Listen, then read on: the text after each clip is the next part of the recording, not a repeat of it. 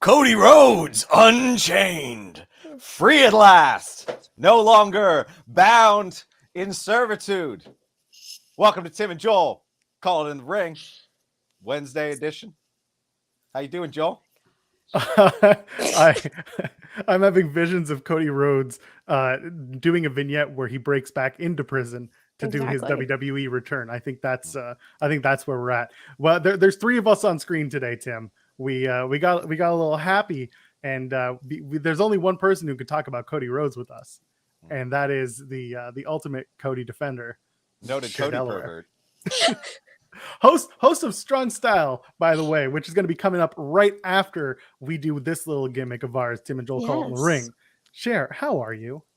There's been far too much Cody Rhodes talk for me the past 24 hours, so I'm a little disappointed, but doing okay. Just left the salon, clearly, as the next video people will see, my hair does not look like this. So they just don't understand how time travel works. That's all. Exactly. Well, while we're here, if y'all want, well, actually, don't even. It's not if you want. It's mandatory. This is mandatory. You got to leave a thumbs up on this video. You got to. If you're in the chat, hello, welcome. It's good to see you again. You can subscribe to us here at Fightful Overbooked. We drop content literally every day, sometimes twice in a day. So many contents. We're all about the contents. We're also all about the super chats. You can go ahead and donate a super chat or a humper chat at humperchats.com. We'll read them on the air. We'll put them up on the screen. Fair warning, telling you now, Strong Style is a premiere. It's not going to be live, but I'm going to be showing it live in this stream. So in other words, we'll be here, but we will not be here live. So if you do a super chat, it's a fake out. So if you donate a super chat, I'm still going to put it on the air. I'm still going to put it on the screen. I just won't be reading it because, through the time travel thing.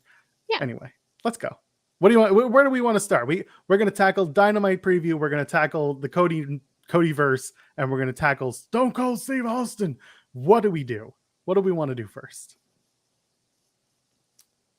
Come on, don't all talk at once. I don't know. When you talk about Stone Cold now, all I can think is Brock Lesnar's Stone Cold impersonation, and I will never be able to think of anything else now. So wasn't it great though? That interview with Pat, fantastic, the best.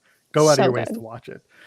What? Anyway, him doing that, and then us doing the Aaliyah gimmick. It's over. Like he's just schooled us. It was painful. Let's talk about Stone Cold. Yeah.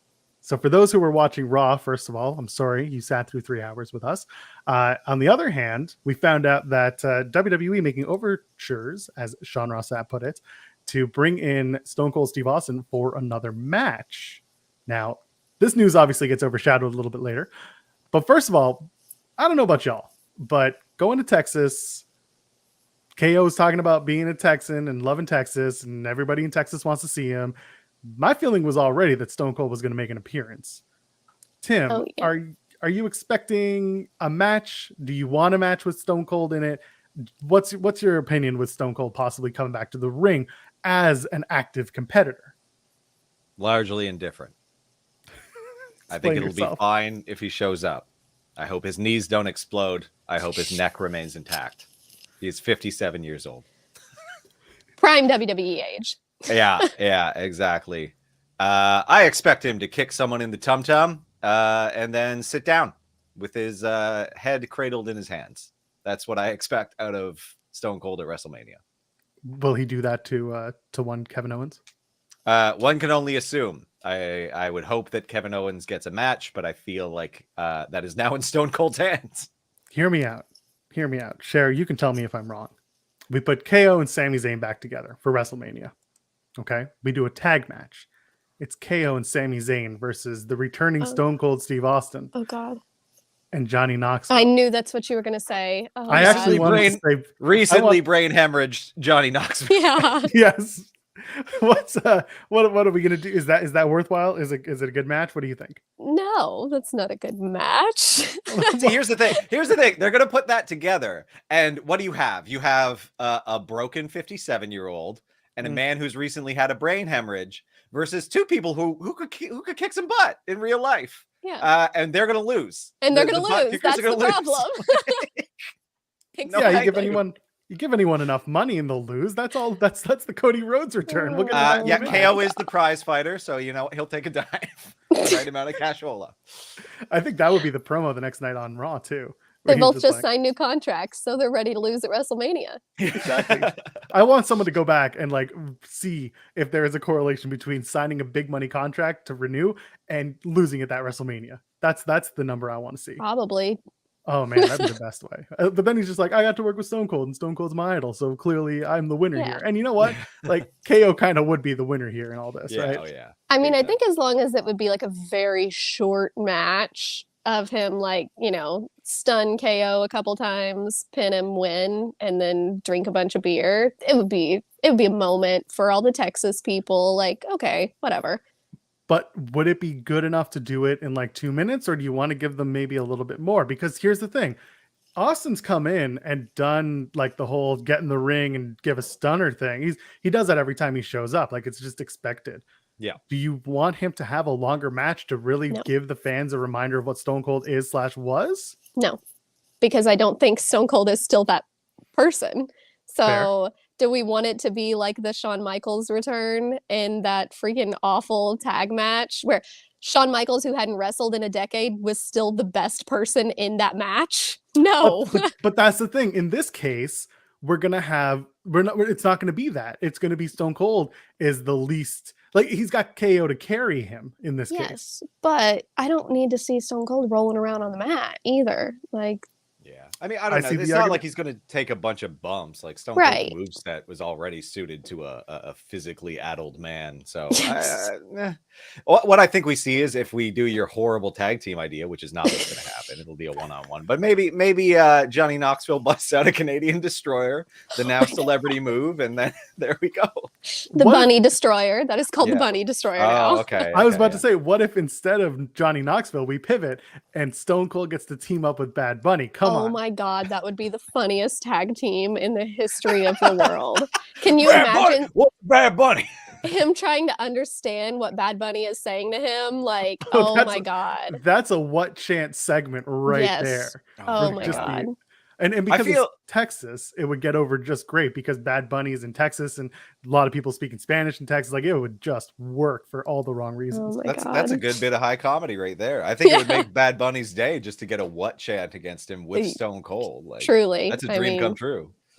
I think we just booked like the night one main event. It's no longer like I know people were like, oh, it's Charlotte and Ronda for night one of the main event. No, I'm sorry. Like I love it when there's a women's main event, but when it's like forced, I'm not a big fan. So if you can give me Austin and Bunny versus KO and Sammy in the main event of night one, give me a hell yeah. I'm not going to do that. Hell Like, no, brother. That ain't a main event. That's like a midnight, like not mid-evening lull spot. Like, yeah, that's what like the that is. third match on the card. Like, Exactly. Like that's to pick the crowd up after, they're getting a little bit tuckered.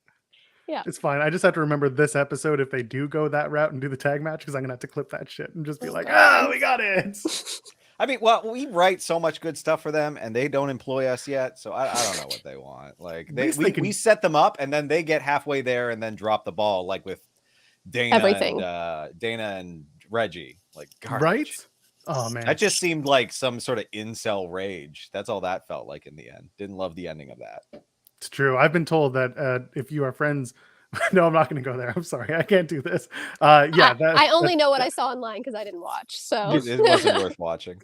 not a thing. Okay, so Stone Cold coming back. I think so. The news was overshadowed after that with Cody Rhodes. I'm, and it's big news. And I do think that the Austin thing is going to pick up steam again because nobody knows what's going on. Again, the expectation is Austin would show up at Dallas anyway, but in what capacity? People don't really know yet. So I think if they announce a match, then the news is going to be back on Stone Cold. But for now, the big news that came out was a few weeks ago, Cody Rhodes' free agency, which then played out on TV of all places, because who'd have thunk AEW would actually play into it. But then we found out yesterday that Cody Rhodes is in fact a free agent, as is Brandy Rhodes. So first of all, is he going to the WWE? he's going where the money is. I And- think, yeah, probably. Like, I mean, people can say whatever they want. I'd go where the money is. Like, man's getting ready to be 37 years old.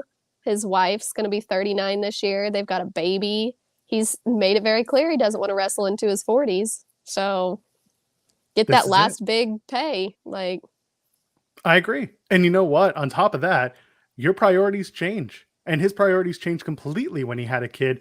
And that was after he had already started AEW with his pals. Like everything changes after that. You have kids, your priorities shift. You maybe want to look towards your future. And if your future includes not being a wrestler into your 40s, then you want to secure the bag. You want to get some good money and you want to work maybe a little bit less.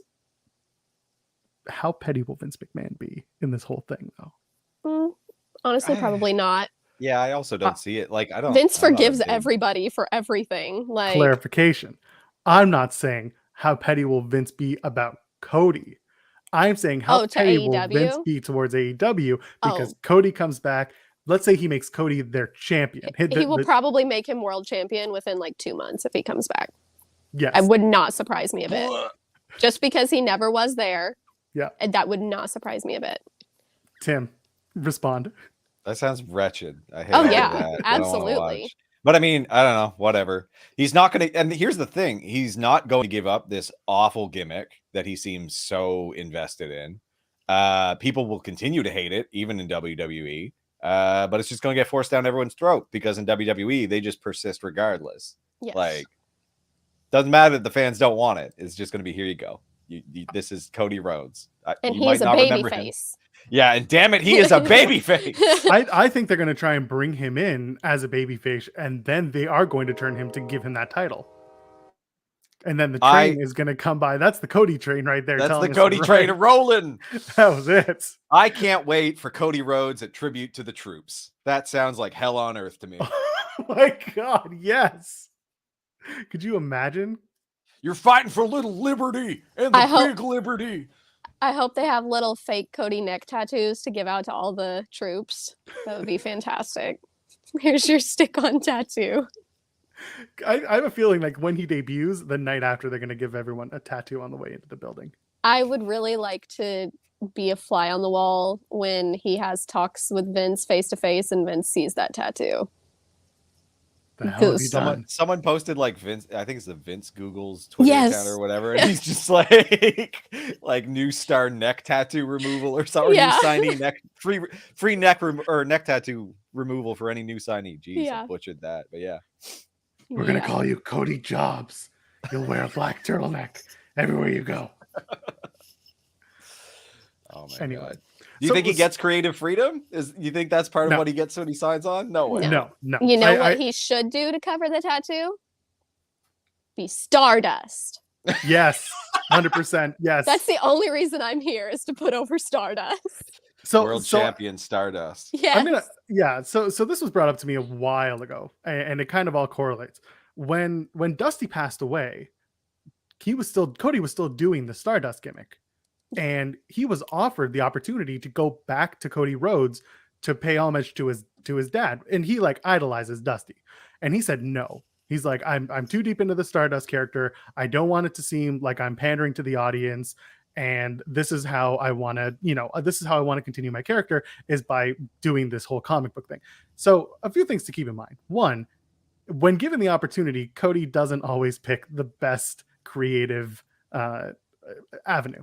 Apparently he didn't want to pander to the audience. Did you say were those where Cody does not? He went back on that. Yeah, sure did. Yes, he did. But the other thing is, when you look at the AEW side of things and how Cody was booked or booked himself, talking about creative freedom, he sometimes booked himself like Dusty, his idolizing factor. And he didn't always put himself over, but in a lot of big moments, he put himself over, like his dad would. The heat would be huge, and then Cody would persevere. That was 99% of the story, because he was this great babyface like Dusty was. Coming back to WWE, no, he wouldn't be given creative freedom to do that, because that's too much. Vince would hate that. Vince would be like, your dad did it. You're not going to do it. It doesn't work. He's going to get copies of promos to read, and he's going to read them. So what's the first promo? I think they just rip off the like American Dream thing. Like, they're just gonna go lean hard into the nostalgia with him. Yeah, it's either gonna be that or him being like, I couldn't be world champion at the other place, so I came here to be world champion. That doesn't shine a positive light on the WWE though. I think they might edit that one down. No, but I mean, like him saying like because he made the promise or Yeah, whatever. yeah, like, exactly. I mean, it. Do they do anything that shines a positive light on them? To be honest, Well, I mean, if you look at the billboards in Saudi Arabia right now, absolutely Influencing the world. Influencing the world. Not at all. I sent that to someone that works there, and they said, "Yeah, I was not posting that shit." So you could see who the gung hos were after that one. It was quite evident. Hey, get your money. That's all it is, and that's what Cody's doing. He's getting his money. What does Brandy do? They're not going to bring back Eden Styles. Like, is Brandy going to be seconding Cody? Like, what are they going to do with Brandy? I think she's kind of lost in all this. she ain't gonna be wrestling. I don't know about that. Unless she, I mean, she wanted to wrestle when she was there before, and they were like, "No, pal, you're a ring announcer." Like, True. I mean, unless she's just his, coming to the ring with him, they would want to send her to NXT. Like, yeah, she'll be on Level Up every week. Yeah, she'll be doing the Friday nights 10 o'clock thing. She will be there specifically to counter program Rampage. That will be the Brandy spot. She legit would. My god, she would pitch doing it, and she'd love every minute of it. Yes. I had put it out there so long ago when this all started. The big money WrestleMania match is Cody and Brandy versus Miz and Maurice for the reality TV champions of the world. So Miz and Maurice have gone against Nikki and John, Bree and Brian, Edge and Beth, and now them. So now all they've got left is like Naomi and whatever the hell Uso she's married to, Jimmy. I think it's Naomi and Jimmy, and Bianca and Montez. It's perfect. If you got a gimmick, why not roll with it? If you're married, you better watch out because you got to go against Miz and Maurice. Miz and Maurice versus Triple H and Stephanie. That's going to be that's going to be the Triple H retirement angle. I don't want it. Wait. Have Miz and Maurice won any of those matches? I was about to ask. That's not to ask that question. I don't know. I mean, I assume they lost the WrestleMania one because would John Cena propose after they just got their asses beat in a match? Like, that would be great. That would have been hilarious. Oh my god. Yeah, do Seth and Becky versus Miz and Maurice. Perfect. No. We got everything here. Trying to think of other couples in WWE that would work really well. Either way, they have not won any of them. This could be the one. Graves is cleared. Carmella and Graves versus Miz and Maurice. Perfect. It'll piggyback on their weird photo shoot they're so proud of. I sent that to somebody last night, and I was like, "What are they trying to advertise?" Yeah, they're like hyping up the anticipation, and it looks like a perfume ad, and it's like, what, are you doing porn? What do I care? Like, bunch of people responded in the comments being like, "Starting an OnlyFans?" Yeah, could do that. Very confused as to what nobody cares. Like it's just for you. Leave us alone. Yeah. So Miz and Maurice, let's say they do this tag match. Maybe this is the first one they win because Vince wants to test the incoming Cody Rhodes and be like, "You okay with losing? How about this?" And then Cody wins, at the next Saudi show.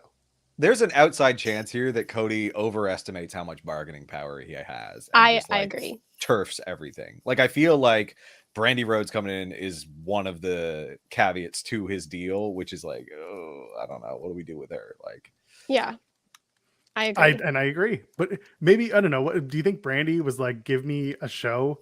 Give me a shot of Brandy, but on the WWE Peacock network. Oh my God. I would watch it. I'd give her that, sure. Like that show where she doesn't know how to cook. Yeah. Where she drinks and just drinks. She just gets drunk while someone else cooks. Like, tell me your favorite dish growing up. And MJF is just like, I don't know, cauliflower, chicken wings. I don't remember what they made. Regardless, I don't know what they're going to do with Brandy. And I think that is part of the conundrum for me is like Cody, all eyes on Cody, bring him into WrestleMania, give him the title, blah, blah, blah. And I'm sitting here just like, yeah, but what about the former chief Brandy officer? Brandy versus Stephanie at like Chief Brandy officer just sounds like such a drunk gimmick. Like he's like, I inspect the brandy. Oh my God. Either way, as long as two things need to happen, we're gonna go and then we're gonna move into Dynamite. Two things need to happen. The first one is they need a new CBO, and I think that it should be the chief Brandon officer, and that's Brandon Cutler. I think that needs to start this week. Thank you for your head there. And the other one is for the control of the center entrance in AEW. They need to open up Dynamite with a huge I think battle Nyla royal. already staked claim to that. They all stake their claims. And yeah, Nyla's one of them. But they I got mean, to fight for it. they all got to fight for it. I think there should be a tournament. There should be a 64-person tournament. And the winner of the tournament at Double or Nothing next year, by the time like Cody comes back, it'll be the winner of the tournament is Cody Rhodes. And Cody Rhodes just wins back his spot. That's the center entrance. Yeah, you call it the tweener tournament. You're done. The tweener tournament, the favorite mid-carder tournament. Yeah. Oh my God. All right, let's talk about our favorite Wednesday night show instead. Dynamite tonight. Let's preview it quickly, and then we'll talk about Strong Style. And we'll get to episode 1 of Strong Style. We've got a potential main event in the Americanson, Dragonson, Bryanson, Danielson taking on Tyga Style with all caps Lee Moriarty. This match, I mean, listen, all anticipation up. Cher, what are you looking forward to here? I'm really just looking forward to that match, and I'm really disappointed because it's in Nashville and I could have gone and I didn't. And there's still time. Just hop in the car. Well, my car is not working, so I can't do that. So take the bus. I don't know. You very overestimate where I live right now. I definitely do. But we don't even have Uber Eats or Uber. So no, I'm very excited about that. Lee is so good. I mean, lovely. He's fantastic, and everybody knows how I feel about Bryan. So I think it's going to be a great match. And it's really 2 generations. I mean, Bryan's in his 40s now. Lee's younger than I am. He's very young. I think it's going to be fantastic. And I hope they get some time. I hope it's not just like Bryan going out there and like knocking the shit out of him and that being it. I really hope they do get some time. I said this on Grappy Hour. I hope that this match opens up the show. Mm-hmm. I hope that they get the Big Bang lead in. Tim, what do you think of this match? What are you expecting? What do you want? I expect Daniel Bryan. Bryan Daniels. I don't remember. I expect him to stretch a part of Lee Moriarty and then he taps out. I look forward to remembering if Lee Moriarty is good or not, because I don't remember the last time I saw him wrestle. He's had matches with CM Punk already, so he's already on top of things. Like he's doing it. He's getting there. So I'm excited for this match. In a Face of the Revolution qualifier match, we got Wardlow taking on Max Caster from the Acclaimed. First of all, will this entire rap be about how Wardlow should turn on MJF? Probably not. Okay. I think this should just be a quick squash. Just take Caster and beat the shit out. Yeah, I don't think it's, I mean, we know the end for sure. Yeah. Like, I don't know. The rap could be funny. Could be something about I figured the muscles. rap will probably be about like just everyone in whatever the hell that group's called. The Pinnacle. Is that what they're in? Yes. Like probably just take shots at all of them because I mean, what's he gonna say about Wardlow? Like you're a giant and you're gonna beat my ass. Like it's like I'm ready to lose. Yeah, like yeah. Hopefully Chair Pervert gets a feature. I really hope they steal that line. Yes, I need noted Chair Pervert Sean Spears to make a good impression and show up, and then eventually I want to see noted Chair Pervert Sean Spears versus noted Knife Pervert Jay White. That's a match that's made in heaven for me. Well, you never seen Knives versus Chairs? I don't know. It seems like a chair might win. Well, a chair would win this match. Jericho and Hager versus Santana and Ortiz in a Inner Circles breaking up match. What? I don't have much to say other than I hope Santana and Ortiz win handily. Anything else to add from either party?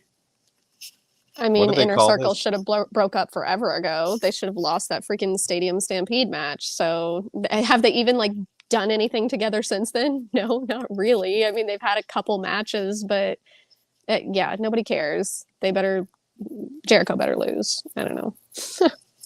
Tim. What did they call their tag team before? Hager and Jericho? I don't remember. That was Sammy and Hager. They called that was Sammy and Hager. Sammy Hager. That there was something there. Oh yeah, there's just nothing for Jericho. Go away. Well, if you're a Fightful Select subscriber, there's some Jericho news for you over there. Some good. You know what? Take it as you will. It's all subjective. For the TNT title, it is challenger Darby Allin taking on champion Tim. Do the thing. Sammy, I don't know. I don't know. It feels wrong. I heard it again. Clearly. Normally, you don't hear that first little bit of the theme music in AEW clearly. I heard it again clearly, and I was like, I'm not even doing it right. What am I doing here? It's not even how it sounds. Than other people. Yeah, but it's like it's higher. I was doing it gravelier, but it's more like Sammy Guevara, like that. I think the only time I've heard it clearly is when I'm at the show. Yeah, because it comes over in there. I don't think I've ever heard it clearly other than then. I don't know why they don't split that signal. Like, I feel like they take the camera, like whatever in arena audio, they take that sound instead of having a direct line in. It's odd. Yeah, I complain about that all the time, that I can't hear their music. So I'm going to take the Sammy Guevara theme. I'm going to take that theme, clip that opening Sammy Guevara thing, and then put the X Factor theme over it instead. Because I feel like that would work. You know how X Factor had the thing and then it did the Uncle Cracker thing? Anyway, I'm like speaking to the wrong people about this. Someone out there knows what I'm talking about, and I'm going to put it on the internet soon enough. You just mentioned Uncle Cracker? Yeah, I did. That's probably the first time he's been mentioned on the internet in like 20 years. Yeah. Anyway, Sammy Guevara, Darby Allin, they're going to have a match. This is their third, apparently, in the trilogy for the TNT title. They're going to go ham, and I feel like they're going to try and up the Sammy Guevara versus Cody match now that Cody's moving on. What do we expect from this match, Tim, Sammy, and Darby? I don't even know. Sammy's death? Like, what else can he do? How can he up that last? Oh, man, I don't know. Like, he got over Cody Rhodes for me. How did that happen? It was a damn good match. He's going to die against Darby. Well, Darby might die. I don't know. Sure. Man. I didn't even know this match was happening. Why is this happening? I thought Darby was like in a thing with Andrade, so I'm a little confused. So the whole thing was after a match, after the Sammy and Lethal match. It was, when was that? That was on Rampage 2 weeks ago. Oh, I don't watch Rampage. That's the problem. I get it. And so everyone came out to try and take out Sammy Guevara from the AHFO, whatever they call themselves now, the Awful. And then Darby came out to make the save. And then at the end, when he was picking up Sammy, he like kept tapping the title and telling him he wants the shot. Oh, yeah. He was like licking his lips, be like, title. And then, okay, that's how we got here. There were no words exchanged. It was just Darby looking thirsty and weird. It feels like there's only like 6 people that they just cycle through that they allow to compete for that title. It's very strange. Yeah. I need Miro to come back. Yeah, but not for that title. No, but I need him to come back. When I was thinking of the people, I thought of Miro. I miss Miro. Same. They're in Nashville tonight, so of all places for Miro to make his return, this might be it. And I'd like to see Sammy versus Miro too. Maybe Miro gets his TNT title back. No. At Revolution. No. Miro needs to get in line for the world. Eggman. Yeah, but not a Revolution. No, I don't know. Not a Revolution, but like just have Miro eat people for a little while. That's it. Well, that's what Darby Allin and Sammy Guevara. People. He's going to eat those people. Doesn't need a title.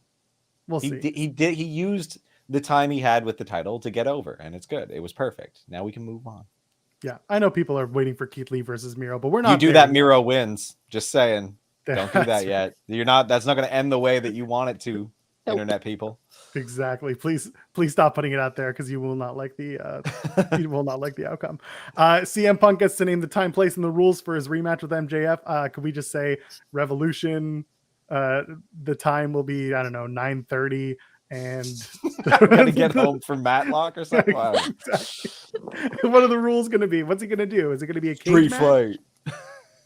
You do another street fight. I hope it's not a cage match. I don't like watching cage matches when I'm there in person. It's so hard to see. I don't want it to be a cage match.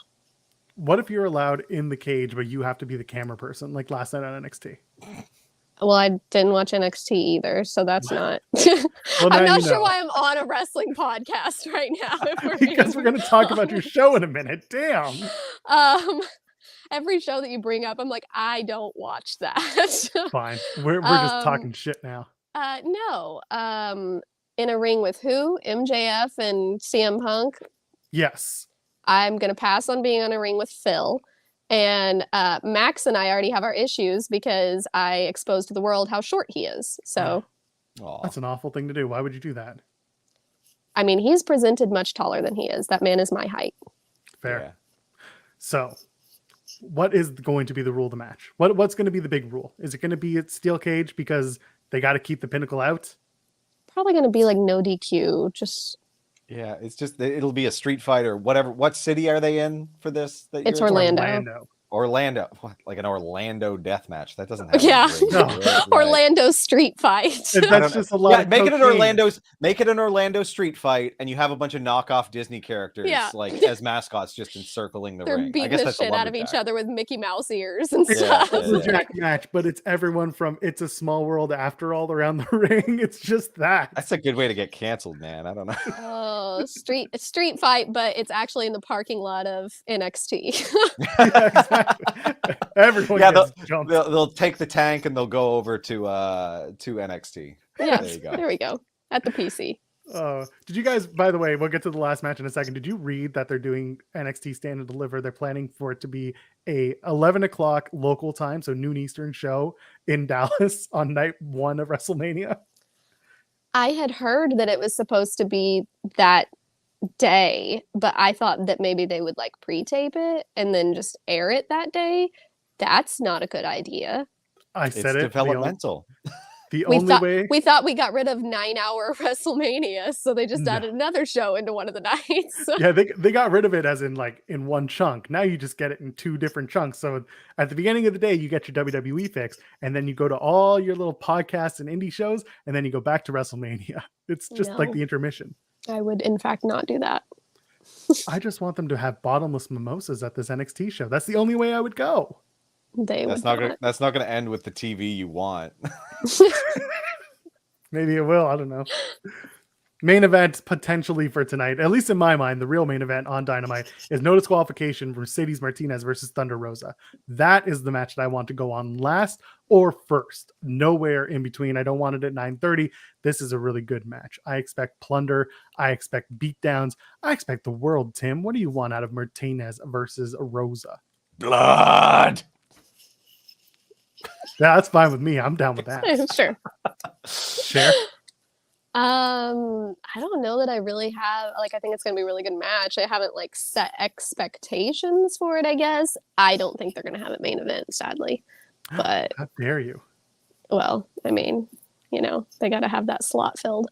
But it's actually probably going to be Guevara and Darby for the title. Yeah, I would almost guarantee that that's going to main event, but I think it's going to be a really good match. It may be the best match on the show. Yeah, I'm down with that. I just wanted to get time. That's all I can ask for. Yeah. That's Dynamite. Let's talk about Strong Style. Tell me about Strong Style, Cher. Tell people. Well, it's my terrible hosting abilities. As I make Joel do all of the work, and apparently Tim had to add in the pictures for me, or he said he was going to make Tim do it. I did all the work, really. Yeah. Tim did all the work. I just sat there and pretended that I was helping. I was a sounding board. Yeah.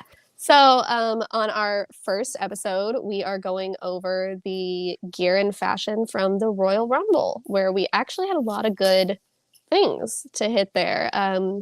We weren't really negative, which will not continue. So positive. Yeah, I'm definitely going to be pointing out the terrible outfits as well in the future.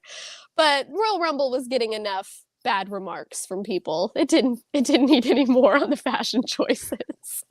So yeah, we're just going over the different gear from the show, and we will be hitting other shows as well in future episodes. And we already discussed we have to have a special episode just on the outfits of Seth Rollins. Yes. Because he is a fashion icon, clearly. And there's lots of gear every week that's just kind of like, okay, well, that's there. But also, we're going to do one where we talk about our favorite gears of all time, because I have been prompted to write something about my favorite gear of all time, which is very hard to choose. But you can expect a lot of New Day comments in that, because they always have very creative, fantastic gear. So yes, that's about it. There we go. The show is Strong Style. We're going to debut it now. I give you guys a programming note real quick. This coming weekend on Sunday, Tim and I are going to be live at 11 a.m. Eastern instead of noon because Grapsity is going to be live at noon Eastern on the Fightful YouTube channel. So we'll be there an hour earlier than that. We'll talk about, basically I'll talk about Elimination Chamber, and Tim will be like, why'd they do that? But for now, drop us a thumbs up, leave a comment. If you're in the chat, stick around. We're gonna start we're gonna debut it, the very first episode of Strong Style. I gotta cue it up. Hold on.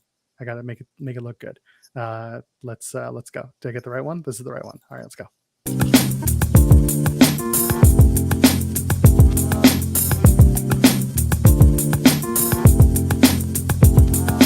All right, welcome everyone to the first and hopefully not last episode of Strong Style.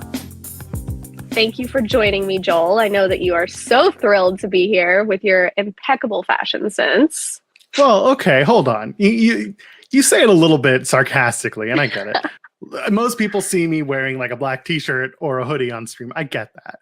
I actually do have fashion sense. I actually can dress for the occasion. I just gotta like not be in the middle of a pandemic to do it. Okay, but I appreciate you bringing me on for this. That's fair. I mean, I think some of us think that you're like Bryan Danielson and you just only own the black t-shirts. Like he has the market on the white, so you took over the black t-shirt. But you know, I have white t-shirts. I had to put them away because of Danielson. I can only wear them on laundry day and when I'm not on camera. It's very upsetting. Yeah, he's basically trademarked that at this point. But I don't know that I should really be talking as I'm sitting here in an oversized, very, very bright Macho Man shirt. Come on, though. Those all over prints, that's in. That's a thing. Everyone's doing the all over prints. Even WWE, who are like behind the times with designs, they're releasing all over prints again because they're in. MLJ from GCW, all over prints all the time when he ring announces. Same thing. Yeah. It's in. Well, I've got that, and I've got my Adam Cole and the Babies jacket. You know, I mean, truly, I could have put on a beanie to really tie my look together as someone who never leaves their home. But I decided to actually brush my hair today. But actually, speaking of WWE shirts, I think we're going to have to do a show just on awful WWE fashion design. There are so many. And you know what? I want people in the comments, I want them to drop their worst ever wrestling t-shirt design, like worst WWE, WCW, TNA, whatever it is. I want to see your worst wrestling t-shirt you've ever seen. I want that. One that really is coming to the forefront of my mind because I own it, because someone bought it for me, is the Team Hell No shirt with the Kane mask and the Bryan Danielson hands. I may have to wear that when we do that show. I'll wear that shirt because it's so bad. I need that one. I need to see it. Another bad one is the Sin Cara one. Everyone knows that one, the one where it looks like a little phallic. Yeah. There's a lot of that. There's the AJ Styles TNA one where it looks a little bit like what happens after the phallus is done doing its thing. You know, there's a wrestling loves to edge itself to the finish. Oh God. Well, do you regret having me here yet? No.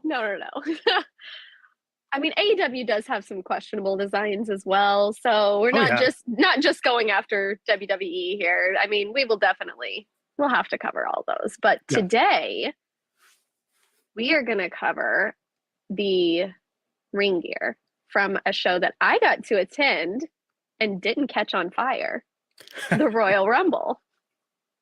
You were real close to it, though. Admit, you were right at the fire points. I mean, the sign was right here and our seats were right here. We weren't the part that had to evacuate. They didn't make us get out of our seats, but we could see the fire.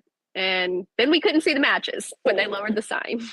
What a way to go. I'm sitting there. I'm like, well, at least it's the comp seats that get screwed out of seeing it. Because if it were paying customers, they'd be running and complaining to every single ticket broker they could. Yeah. And I don't know. I mean, part of our section was comp, obviously, but I don't know if all of it was. So that's true. I mean, and there was at least 2 sections that were blocked off. So I don't know. But I did not get to see Becky Lynch or Doudrop at all. Oh. They were lowering the sign when the music hit, and the sign was still lowered when the music hit again and the match was over. So we did not see any of that, which I've seen people be like, oh, the crowd was dead. Well, yeah, we were trying not to actually die. So, and you could also see, like, if you go back and watch, you could see people in the crowd, like the ones who are like opposite hard cam, where you're on camera all night. They're like facing this way with their cameras out, like taking video and taking just like it completely distracted. So like I understood, and I'm sitting there, I felt so bad for Becky and Doudrop because the match was fine itself. We're not here to talk about matches, that's not what we're doing. But like the match itself was fine. They deserved so much more, but the distraction absolutely took away from everything. Right. So we didn't actually get to see what either of them were wearing. So I didn't see it until after. Did not add in any pictures of either of them because truly it was just, I mean, it was kind of what they always wear, to be fair. Like, yeah, it was. They didn't really have anything special. Becky's hair was different. I liked her hair, but she's been doing some wild stuff with that hair. So yeah, I'm sure we will cover that. So. Yeah, and we will. And it's funny because she's not always turning up in like those wild designs. For anyone who watched Raw from whenever this drops, there was a segment between Becky and Lita. 2-7 Raw. Yeah, 2-7. So yeah, February 7th Raw. There's a segment between Becky and Lita, not the one that sets up the chamber match, but the one that sets up just the promo off. And Becky's dressed very well, and it's not at all like this affront to madness. It looks really good. So go back and you can see that. But overall, she's just dressed like an absolutely insane person. Yeah, I didn't watch Raw last week, but I did see what she wore, and Queen of Hearts. It was something. She was dressed as the Queen of Hearts. It was, in fact, something. Actually, we will probably have to do an episode just on her and Seth's outfits as well, because, oh boy. But that's power couple fit right there. Oh, yeah, for sure. Yeah. So the first match of the night, we had Roman Reigns come out. I know everyone always wants to see pictures of Roman Reigns, but we don't have any of Roman because Roman is just wearing his normal Roman pants, and he's just normal Roman. Tell you what, for the people who need it, here in the center, we'll bring them up just a little bit here, just a little, and he's gone. Okay, there's your Roman. Continue. There's your Roman. We always got to see Roman, but Roman did look very good. And then we heard the Shield music hit. And somehow, Seth Rollins, wearing his black vest and everything, is the most normal clothes that man has worn in 6 months at minimum. Yeah, but it was wild. It's weird to think that that's like nostalgic because it wasn't that long ago, but it's nostalgic because it's the Shield, and the Shield was such a big part of everything. So seeing him in that, still as the insane person Seth Rollins gimmick right now, as he walked down the stairs by us and was doing his little dance to the Shield music, was it was cool. It was nice to see him as Shield Seth. We did need the blonde streak. Yes. I needed the blonde streak. He could have just bleached that out and dyed it back. I needed the blonde streak. But wouldn't that be real? Seth still looked good. But doing the blonde streak and then like all the dye job and the bleach and the like, wouldn't that really just mess up your hair though? Especially on such a quick turnaround. I mean, I have really dark hair. As you I go for it. Yeah, I mean, you have the experience, you know. But I mean, he did it for a long time. His hair is probably pretty healthy now. It's been a long time since he dyed his hair, so could have lightened it for that. I mean, he could have even added something into it to make it. I mean, Becky dyes her hair orange that's true. every week. So you know what you do? You get some extensions from the makeup team, and you just kind of clip them on, just weave them in, whatever it is, and you take them right out. That could have worked. So what needs to happen is Becky should have made up with Charlotte and got some of those Charlotte extensions, because that girl has the best extensions of any woman in wrestling. Her extensions are always blended so well. They look so natural. I don't know. She probably pays like $10,000 for those extensions because she is Charlotte Flair. But always kudos to her on her hair, because it always looks fantastic. She ain't letting them make her look like a mess going out there with her hair. Now, when she comes out there in that stuff that looks like she's about to go to the freaking ice skating rink, that's a different conversation. But the hair still looked good. I mean, I don't mind the one pieces that she wears. I think the cat suits, I think they're perfectly tailored for her. Yeah, some of them are excellent. Some of them, yeah, I get it. They're probably not the best. But like one, I think it was the week before Rumble, because I didn't watch SmackDown the night before. I think it was the week before Rumble. She came out and she literally looked like she was at the Ice Capades. Like it was too much. And then she recently wore, we were talking about this, the outfit that she wore with the it was the top and then the separate bottoms, the separate dress, and it's a very high cut kind of V dress. Yes. It turns out I think it was from Fashion Nova or something. You can get it online, like most of her stuff, I guess. But we were both saying like stuff comes from Fashion Nova. Yeah, and we were saying like it looks great, but it doesn't necessarily look great on her specifically. Yes. So, I think with a lot of her jumpsuits, if she would add a belt or something to it to give herself some cut there, it might look a little bit better, because she is, I don't want to say she's masculine shaped, because she's not, but she just doesn't have a lot of the curvature in her waist, and it causes me to stress out a little bit with some of her outfits. Yeah, I totally understand that. So, like I said, with Seth, and then let's see, what the next match after that would have been the Women's Rumble, right? Yep. Launched right into it. So the first person out had the best gear of the entire show. And we're going to have the pictures that we have coming up.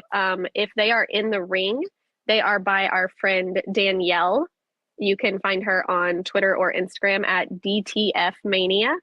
DTF are her initials. Don't be a freak. So Danielle takes amazing pictures, and we asked her if we could use some of them for the show, because she took the picture that you see all over the internet of the Sasha splits, that with her looking back at it, like that fantastic pictures. But cue the shot. There it is. Shout out to Danielle, by the way. Yeah, thank you for supplying us with the photos. We appreciate you very much. Yes. Go follow her. Yes. Go follow her on the internet, and don't be weird to her.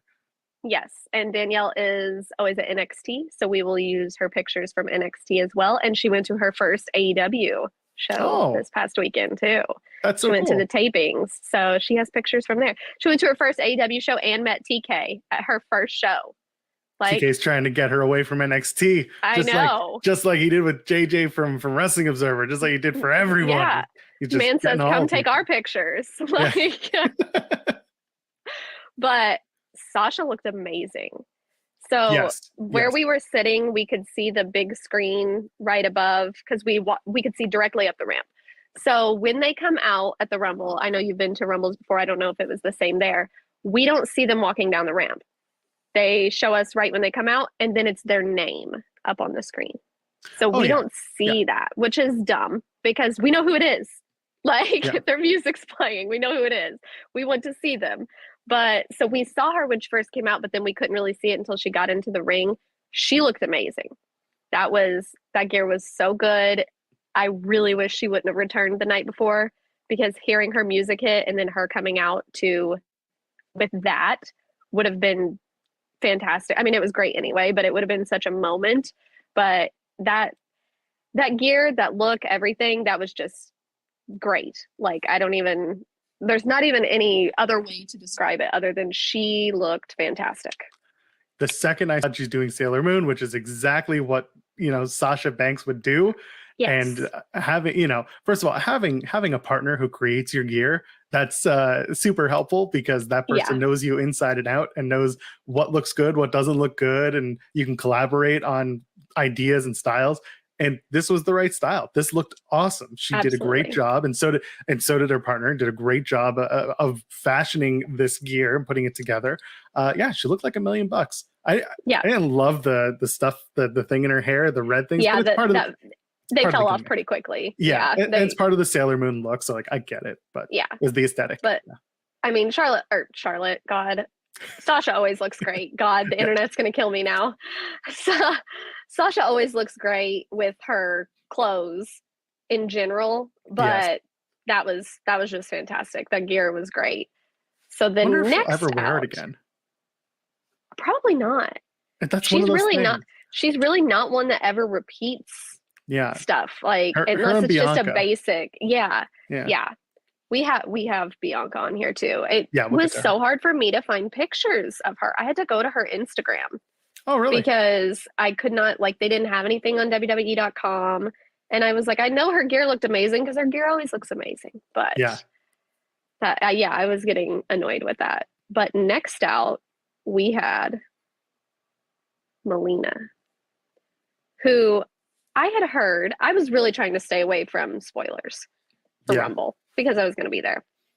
But, you know, I was staying at the Talent Hotel. So, like, Cameron was walking around the hotel just openly all weekend. Like, okay. I mean, what was she going to do? Sequester herself the entire weekend? With, like, she had a purple hair for the show. She had like green hair at the hotel though. Like, we're not gonna confuse you and Shotzi. Like, we know that it's you. So she was eating at the hotel restaurant. Like, it wasn't like she was ordering food in or anything. Like, I saw that girl so many times. It's not like she was that big of a surprise in the big, in the grand scheme of things. But she wasn't one that was announced. So, there was only a few that weren't announced. But that's a good point. We had Melina out next, who I did not expect. And she looked amazing. The jacket that she had on, the robe jacket, whatever, like, I knew somebody had to be coming out because they were lingering on Sasha a little bit. Well, they were getting everything ready to roll out the red carpet. Yeah. And she looked fantastic. That gear, I wish some of the current girls would wear gear like that, with the front of it, like the back was like pants and the front of it with the cross. It was fantastic. She looked great. She can still do the splits. God bless her. She got the gimmick. Lord. Yeah. She did the splits twice. She was bouncing up and down. Lord bless that woman, because oh my God. But a bunch of 30-year-old guys were reliving their childhood in that moment and just happy as pigs. And who knows, maybe quite a few women as well. But she still got it. Hey man, she still got it. And if you got it, you flaunt it. I'm not exactly sure how old she is, but I assume she's in her 40s. So probably minimum 15 years older than I am. I would tear every muscle in my legs if I attempted to do that. So, and I would probably tear that gear too. So fair. Shout out to her. She looked great. She didn't last very long. That didn't work out very well for her, but she got the moment. She was emotional in the ring. She made me tear up. That's all that mattered. She got to be in a women's rumble, because I don't think that she thought she was ever going to get to do it. So yeah. I'm not going to remember the next order that they came out in, even though I think next was Tamina. Hell yeah. Nobody's meaner than Tamina. That's right. My winner. Your winner. Of my heart. The winner of my heart. So we're not going to be able to go in the exact order here, but I can give you the order if you want. Okay. So yeah, Tamina was next, and then Kelly came out. Okay, Kelly. I have her on my list. I was obsessed with her gear. Now listen, we've had this conversation. We knew that WWE made questionable decisions when they had someone named Barbie Blank and they made her be named Kelly. Because how is Barbie Blank not like the perfect diva at the time name? She looks like a Barbie doll. Yep. Like, the girl is gorgeous. She was 19 at the time, which also funny that people on the internet are like, she's had so much work done. No, she's just an adult now. Like, Yeah, she's barely older than I am. Like, it's crazy. people act like she's like 50 something. No, she's in her early 30s. Like, she was a child then. Yeah. She's an adult now. But she looked fantastic. The pink, her name is Barbie. She's got the full pink. She looked great. She was not bad in the ring, but she looked fantastic. She lasted a little bit too, longer than expected. It's like a minute. Doesn't Longer matter. than expected. Exactly. She came in. She's wearing a Jordan. She looks good. She looks great. All right. So who did we have after Kelly Kelly? Aaliyah comes out next. Okay. Nope. Followed by Liv Morgan. Liv. We have Liv. Yes. Aaliyah's gear was fine. Aaliyah's gear was one Aaliyah. Yeah, it wasn't anything special. Yeah. Same with Tamina. Liv kind of goes with the same thing every time. It's the black and it's, but Liv looked great. She always looks great. I really liked what she went with there, and Liv got a long time in the Rumble. Liv, I believe, lasted longer than the longest person in the male Rumble, which was AJ Styles. That's right. So, Liv obviously having a big turnout. Her and Bianca, that was all part of the gimmick, and it was good. Yeah, Liv looked great. I loved I love black. We've talked about this. My closet is like, I have a huge closet, like half of it's just black. Like, that's what I go same for. Here, man. Yeah. I get it. I mean, if you've seen the clothes that I wear to shows, it's normally black. Like, it's what I wear. So that is something that I would wear. I would not look as good in it, but that is something that I would wear. Exactly. She looked fantastic. It was great. Yeah, she looked real good. And again, it's her gear is mostly in that black motif. Now she's starting to incorporate the plaid again, which I like. But yes. For the Rumble itself, I think it was really just good, simple, showcased her in like the best ways. And and she stood out. She stood out. I mean, Rhea has her like leather black, but Rhea's is different. Rhea has a whole look that's her thing. Like, she stood out with that. Yeah. Next out was Queen Zelina, and I know that you want to talk about Queen Zelina. Yes, I did send you a picture. So I didn't actually, I don't think, send a picture of her gear, just the overcoat, I guess you would call it. But we know Zelina loves to cosplay. She looked fantastic. I'd seen her makeup earlier in the day. I think either she did her own makeup or she had someone come do it at the hotel. And I was like, man, she looks really good. Her hair looked really good. And she just looked great. She's so good at cosplay. She really is. And like, again, when she decided to leave WWE in 2020, that was the whole dispute, was because she wanted to continue to do things like cosplay and have an OnlyFans that showcased her cosplay, and she wanted to do more of that stuff. So for her to come back and still be able to do it in WWE, I think it's great. Like, I'm really happy that she still gets to have her passions outside of the ring, but bring them into the ring. And she looked great here. Was the hair, is her hair now just fully dyed black? Do you know? I haven't seen her on Instagram or anything lately. Like, I haven't looked. I am blocked by her on Twitter. Same here. But and I don't follow her on Instagram. If you see this, Zelina Vega, we aren't trashing you. We've never trashed you. Just unblock us. We literally said nice things and we caught a block. I don't know what happened. Yeah. All I said was that the outfit that you were wearing, they had on Fashion Nova. It wasn't a lie. Girl, do you know how much stuff I own from Fashion Nova? Like... And I was giving you props for wearing very, very spiked stilettos and walking down a ramp that clearly had grates on it. That ain't easy. Anyway. Yeah. Anyway. I think that it might be black. I think that she might have just dyed it black. But I'm a big fan of it, by the way. It looks good on her. The red was okay. Like, it didn't look bad, but it was starting to be a little... It took away from her look entirely to me. So I'm glad if she went back to black. And this hairstyle was really, really good for the Rumble. Whenever my sons would see her, they could never remember her name, but they would always say she was the one that had the hair like the Usos. So that's really not like the relation that you want, because they all did it like at the same time. Yes. So yeah, I like the black on her. I think that it looks very sleek. It looks really good on her. And I mean, just the long, straight black at the Rumble, she looked great. Yeah. Yeah. Big fan of it. It was a Naruto cosplay. So she was all over that. It was really good. And you know what? Yeah. For her and Sasha to do the anime thing, I think that was real to cool. cosplay. Yeah. Real nice. Next up is Bianca Belair. And we were just saying, great gear all the time. And the Rumble was no different. Yeah. So obviously at the Rumble, couldn't really see what it said or anything. It says her name. But she's amazing. Like, to be able to design her own gear, and she wears, I mean, it's the same design every time. Like, she doesn't change really that. It's always the semi-high-waisted pants and the like sports bra type top, but she does amazing. I mean, she did her own dress for one of those shows that they, like, award shows that they went to. Oh, that's right. Yeah, that's like, right. She's so talented. It amazes me that with everything else she does, she still has time to do that. Like, she doesn't repeat gear. Like, girl, oh my gosh.